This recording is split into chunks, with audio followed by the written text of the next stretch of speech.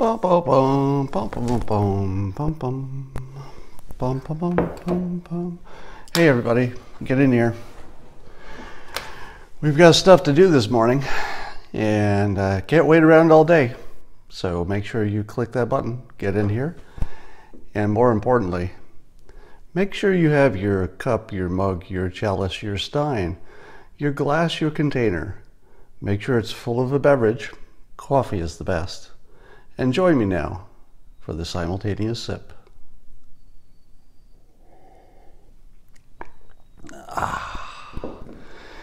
So I thought I would perform an interview this morning, an interrogation you could call it. I'll be interrogating Dale. You might know Dale. Dale is an anti-Trumper. He does not like anything about Trump. And so I'd like to introduce Dale.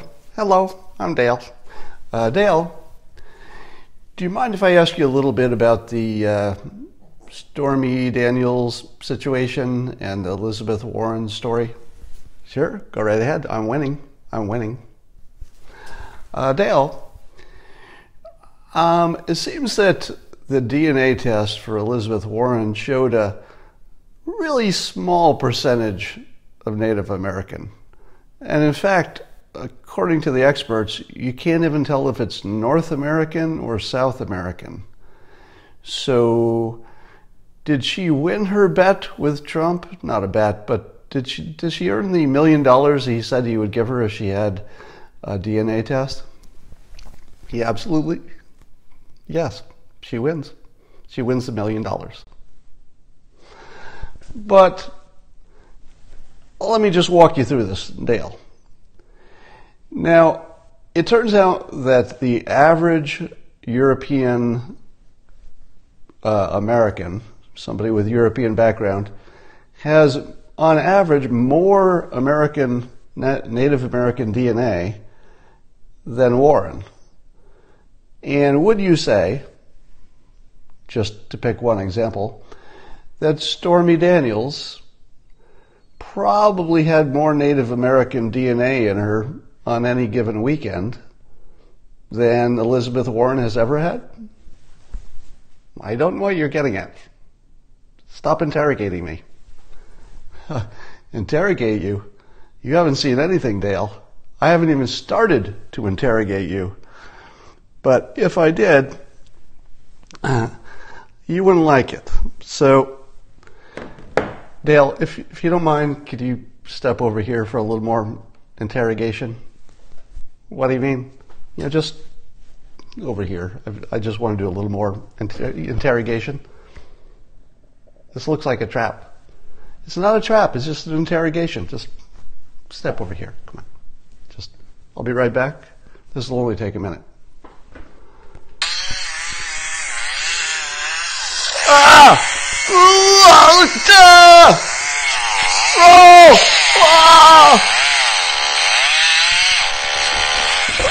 Oh!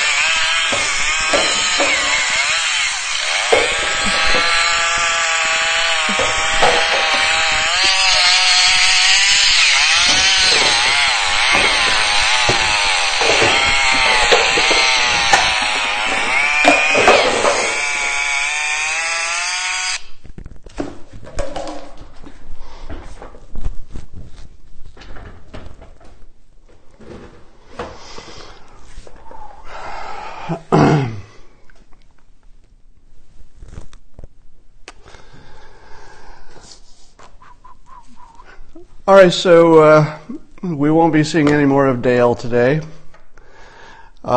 He disappeared. He was here a minute ago. I feel like I saw him walk into my office, but I didn't see him walk out. I'm thinking about announcing that the interrogation went wrong. I'm not saying it yet. I'm just putting it out there, just testing it. See how the public responds to that. But I'm considering announcing that my interrogation of Dale went wrong. Maybe. I don't know. All right. Does it seem to you, yeah, it was rogue agents. I swear to God, I saw some rogue agents come into my office, and next thing I know, Dale is just gone. They were carrying a lot of plastic, tarps, plastic bags, that sort of thing. I don't think it meant anything.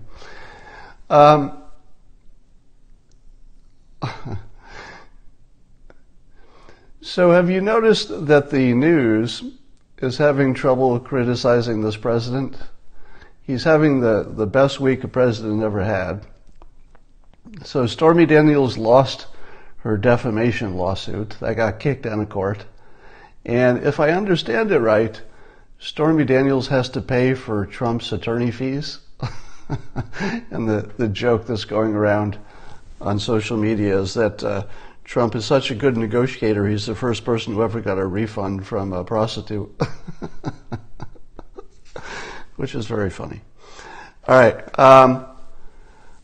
It seems to me that the criticisms against the president have really slowed down. Not just on television, but in person. People are starting to notice that their relatives have sort of chilled down a little bit. And I wonder if there's something about the second year.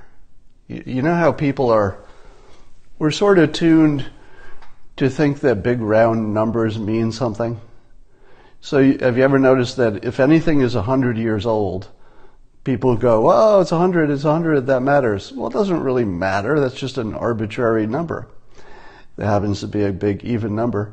But we're very influenced by even numbers. There's something about, a 10-year anniversary that's more important than an 11-year anniversary. And as Trump rounds the bend and he's in the final stretch for his second year, doesn't it feel like there's something about completing your second year of the presidency and having just about everything going right that just takes the piss out of your critics? If you're still in the first year or the first year and change, you're still sort of in the first year-ish. And if the president's still in the first year-ish, whether it's a year and 6 months or a year and 9 months, the critics are going to say to themselves, and I think they have, if we can get him in the first year, we'll just get him before his first year is over, and then we're good. But what happens when the clock ticks on election day and it's 2 years? I have this feeling that there's something about 2 years, and especially we'll be reminded of it because the news likes to do these year-end wrap-ups where they talk about what happened in the year. So it will be impossible for the news to ignore the fact that it's the second year. Now, what was the big story in the first year of the Trump administration? Chaos and disorganization and incompetence. But that's not really working in the second year, is it? Because in the second year, it's just impossible to ignore that the economy is screaming, North Korea is going well, trade negotiations are going well. It's just going to get harder and harder to say that there's some kind of first year, freshman year problem of chaos going on when the evidence is so strongly suggesting the opposite. Now, you saw that the president could not resist commenting on Elizabeth Warren's horrible idea of the campaign ad that included, the story of her getting her DNA tested. And she concludes at the end, well, look, turns out I have some Native American. It's hard to keep my PC terms straight. Some Native American blood, so she's claiming victory. But here's the problem, and I think all of you see it. I tweeted out after I saw that ad that Elizabeth Warren was using science to lose the black vote. And some people said, what do you mean? I don't understand that. Here's what I mean. If you're, and it's just a question because I'm not black, right? So I will always hesitate to imagine that I can think like any other person or group.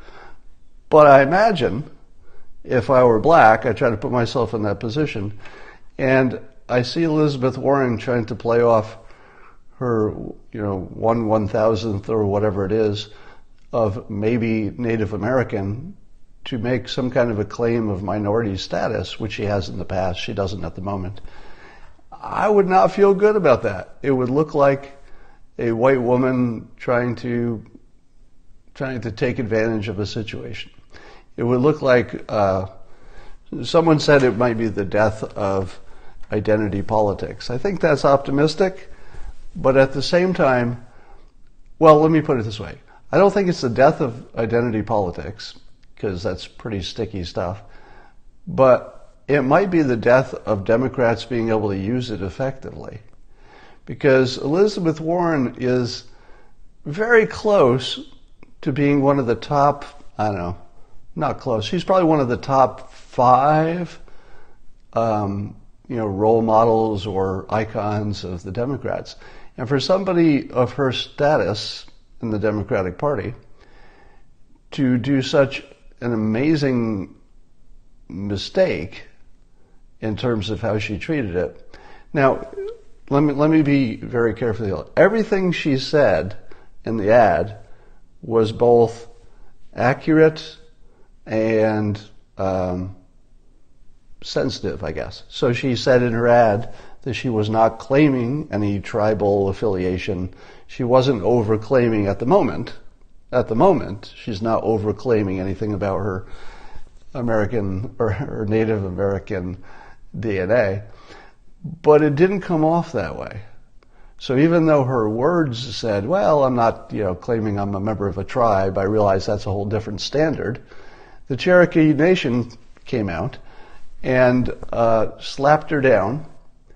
And even though she had not said anything that they should have disagreed with, just the very notion that she was playing in this realm and sort of leaving some ambiguity about her, Native American roots, and I guess she had called herself Cherokee at one point in the past.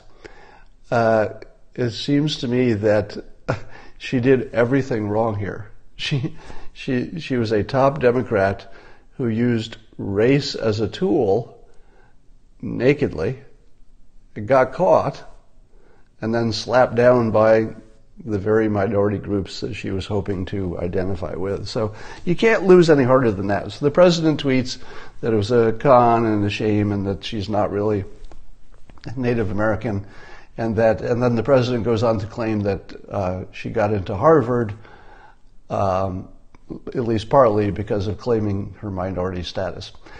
Now here's the fun part. Harvard denies that was a consideration.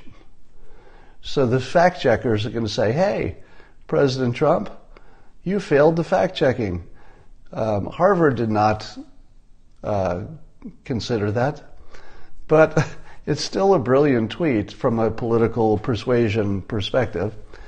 Because if you read a story that says that somebody claimed minority status and then got into Harvard, and then you read that Harvard said, no, we didn't do that, who are you going to believe?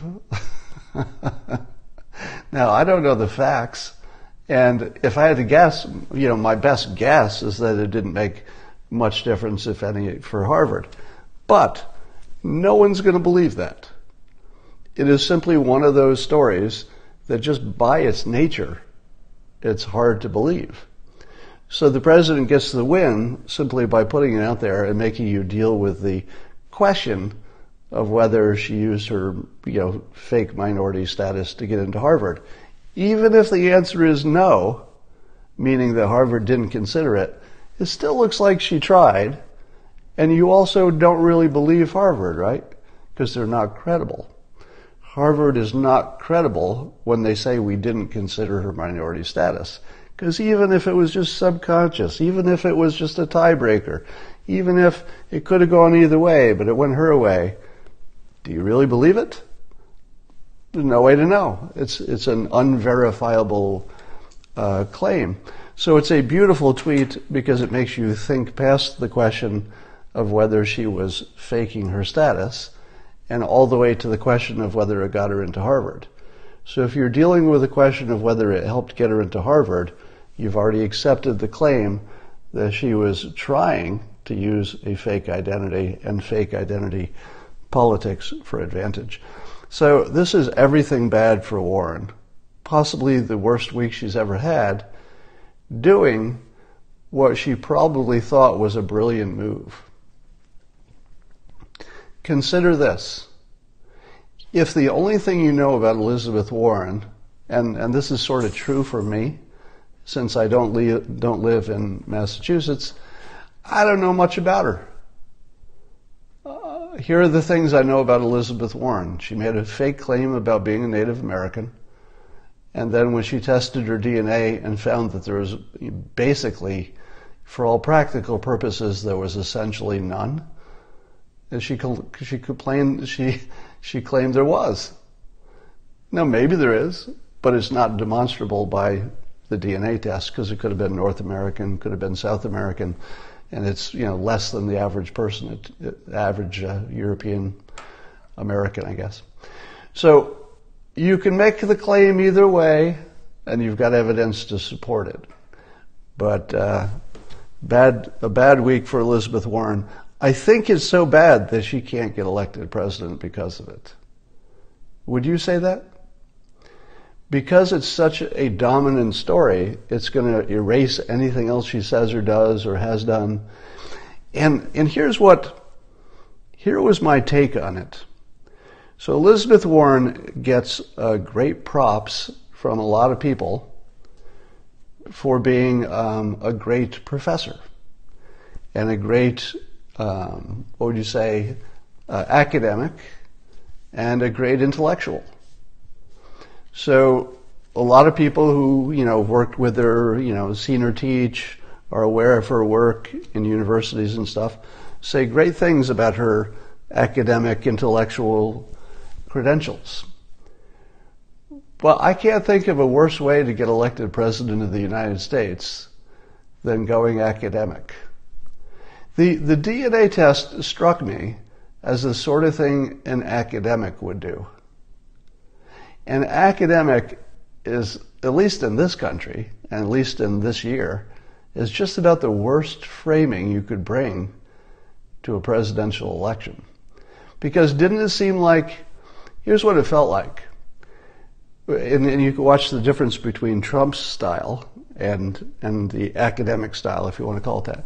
The academic said, if I can find even 0.018% Native American in me, I've made my claim, right? Because if you're an academic and you look and the evidence says there's a 0.018 at least percentage in you, you say, there it is. I used science. Science gave me this answer. I embrace the answer. I'm pro-science. I'm good. I win. That is such an academic way to approach it. Now look at President Trump's approach. It's a total con. There was no Native American in her. She used it to get into Harvard. So compare these two approaches. Everything about Warren's claim seems factual and scientific. It's maybe an overinterpretation, but at least she showed us her work. It was a very academic, collegial kind of thing to do. President Trump may not pass all the fact-checking quite as cleanly, but look at the power of his message. It's a complete boot on the neck. It's a complete slapdown. It's got levels, right? He's making you think past the sale. It's pure persuasion. It's a victory lap. It's impossible to ignore. It's real. It's raw. It's powerful, right? That was Trump's tweet. Trump had about 11 levels of awesomeness in his tweet. Elizabeth Warren was academic. She was very academic.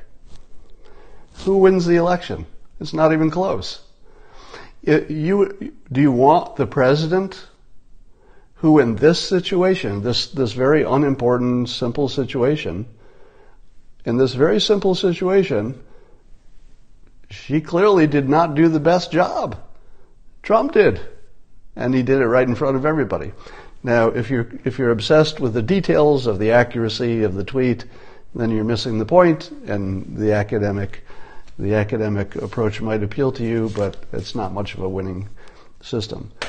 Now, some of you are wondering, what does Dr. Shiva say about all of this? Well, I will talk to him tomorrow on Periscope, and we'll ask him. So tomorrow, join me for coffee with Scott Adams, my morning Periscope, in which I will be talking to Dr. Shiva, who's running against Elizabeth Warren using the slogan, "It takes a real Indian to beat a fake Indian." But he's also the perfect person to talk about DNA. So this is one of those great moments when you can see quite starkly the difference between Dr. Shiva and Elizabeth Warren. They're running against each other for the Senate this year in Massachusetts. And you see the academic, you see what Elizabeth Warren does, and it's so weak and tone deaf, and it works against their own brand. It was a branding fail, it was a tone deaf fail, it was an academic, just completely unimpressive. Now compare that to Dr. Shiva, who comes in with also multiple academic credentials and degrees in a broad range of fields, but he can come in and he actually can talk about the science of the DNA. How would you like to be Elizabeth Warren, and you have to call this guy, you have to take this little DNA test and call somebody in to explain it to you? Whereas Dr. Shiva is not only completely Indian, the other kind of Indian, but he also could explain the DNA to her if he had asked her. He should have just invited, Elizabeth Warren should have just invited the person she's running against to explain her own DNA test to her. So it's just kind of funny because it shows you the contrast in talent stacks. Dr. Shiva has this broad talent stack. He's run businesses. He's lived in other countries. He's got 5 degrees, I think. So there's just an extraordinary difference in the range of his talents. And do you want that kind of talent stack in Congress? Or do you want Elizabeth Warren, who will bring her academic, ineffective game to Congress, where she is? Somebody says she should have apologized instead of running on the one-drop rule. Yeah, there was a way to win. She could have actually just played it off as fun. She could have taken the test. She could have said, as somebody just said here, she could have said, look, it was in my family lore, is that we were, we had some blood in us. Can't really tell from the test. I hope I didn't offend anybody, but I was proud. I was proud when I heard that I had Native American blood in me, and I wish I had more. But let's just put this behind us. I thought I had more than I have. We did the test. Let's talk about the government. She could have completely come out on top on this. She could have just brushed it away, said, look, I dealt with it. There's nothing here to see. I wish I had more. I love Native Americans. And everybody would have said, oh, well, and just moved on.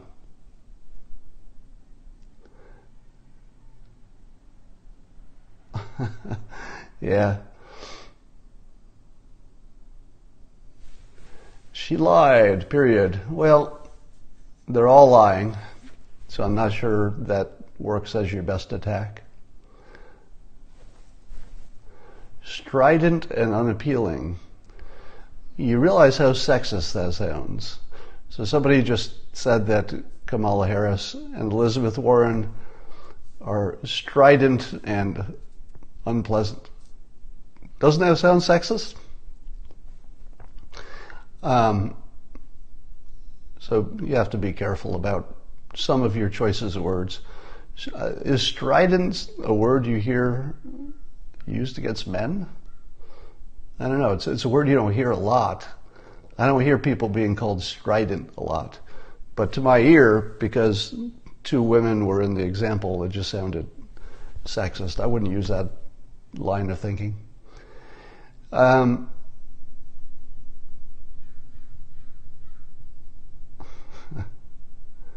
I saw the new Trump tweets about Warren. There's two of them, right?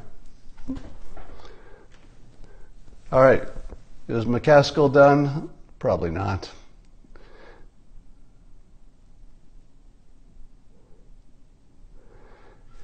Yeah, there certainly is some question about how Warren has used what she assumed to be her greater amount of Native American.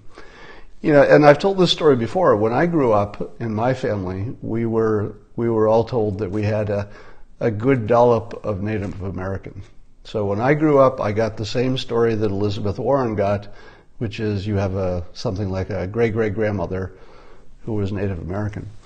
And when I had my DNA test, there's just no trace of anything like that. So I think I fell to the same hoax that she did, a family hoax. Scott, you've been spooked by feminists. Incorrect. When I tell you that something sounds sexist, it is not because I am offended. It is because I'm trying to teach you how to communicate more persuasively. And if you accidentally sound sexist, even when you don't intend it, even if that's not in your heart, you've made a persuasion and speaking mistake that could easily be avoided. So when I point it out, it's not because it offended me or I think it should offend anybody else. It's because there was a better way to communicate that would get you more, what you want a little bit better.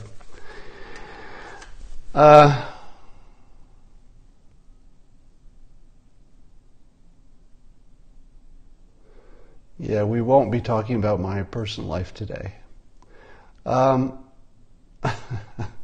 Did I write a recipe for Pow Wow Chow? I didn't. You wouldn't want to eat any of my recipes.